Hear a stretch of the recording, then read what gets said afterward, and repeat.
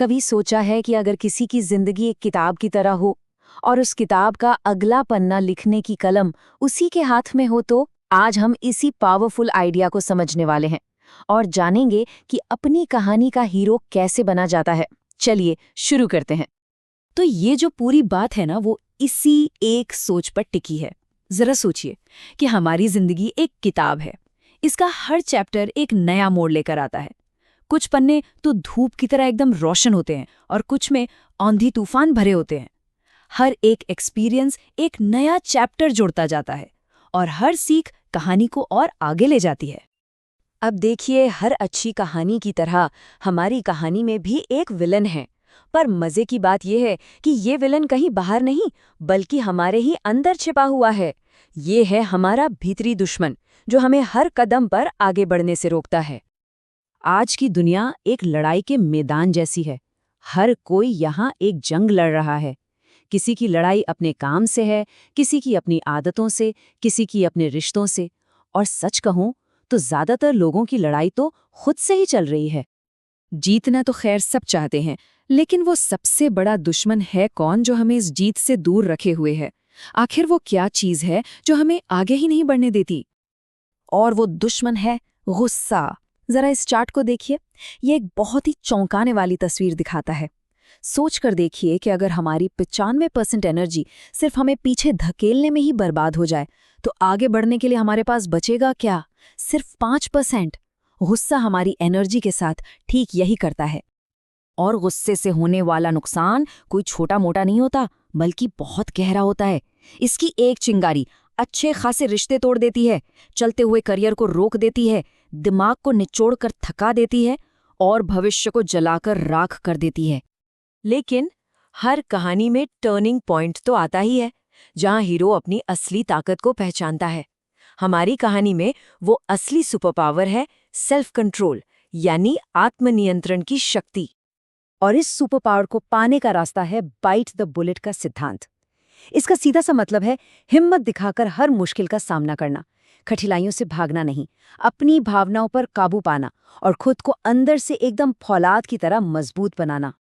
देखिए, हमारे सामने हमेशा दो रास्ते होते हैं। एक तरफ है रिएक्शन का रास्ता, जो गुस्से और जल्दबाजी से भरा है और इसका अंत हमेशा पछतावे में ही होता है। वहीं दूसरी तरफ है कंट्रोल का रास्ता, जो सोच समझकर उठाया गया कदम है और यही हमें सफलता की मंजिल तक लेकर जाता है। तो असली बात पता है क्या है?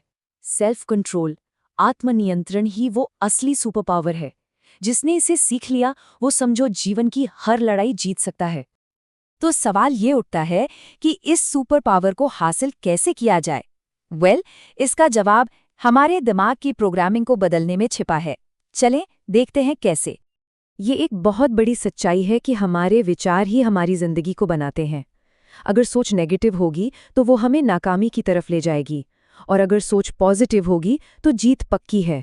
सीधी सी बात है, अगर हम खुद को नहीं बदलते तो हमारे हालात हमारे लिए कभी नहीं बदलेंगे। इसका पहला और सबसे पावरफुल टूल है विजुअलाइजेशन, मतलब मन की आंखों से अपने लक्ष्य को बिल्कुल साफ साफ देखना। ये वो ताकत है जो डर को कमजोर कर देती है और मंजिल को एकदम साफ दिखाती है। ठीक वैसे ही जैसे एक रनर दौड़ पूरी करने से पहले ही अपने मन में फिनिश लाइन को पार कर लेता है। दूसरा टूल है अनुशासन।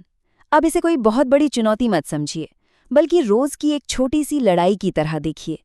आलस से लड़ना है, टालमटोल से लड़ना है और अपने अंदर के कमजोर इंसान से लड़ना है।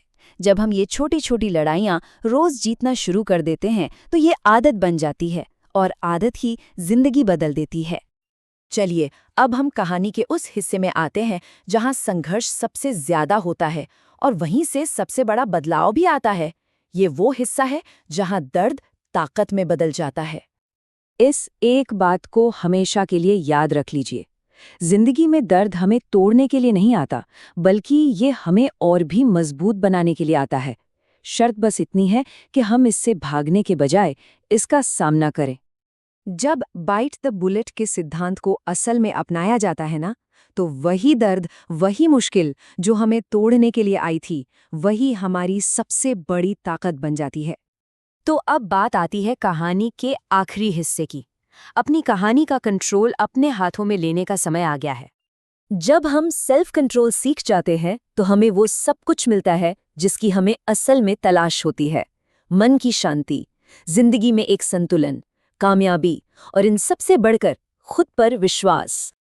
हमारा भविष्य हमारी भावनाओं और हमारे फैसलों की नींव पर ही बनता है। कहानी हमारी है और उस कहानी को लिखने वाली कलम भी हमारे ही हाथ में है। तो अब आखिरी सवाल यही है कि जिंदगी की इस किताब का अगला पन्ना कैसे लिखा जाएगा? क्या वो पन्ना गुस्से और पछतावे से भरा होगा या फिर नियंत्रण, शांति और जीत से? फैसला लिखने वाले के हाथ में है।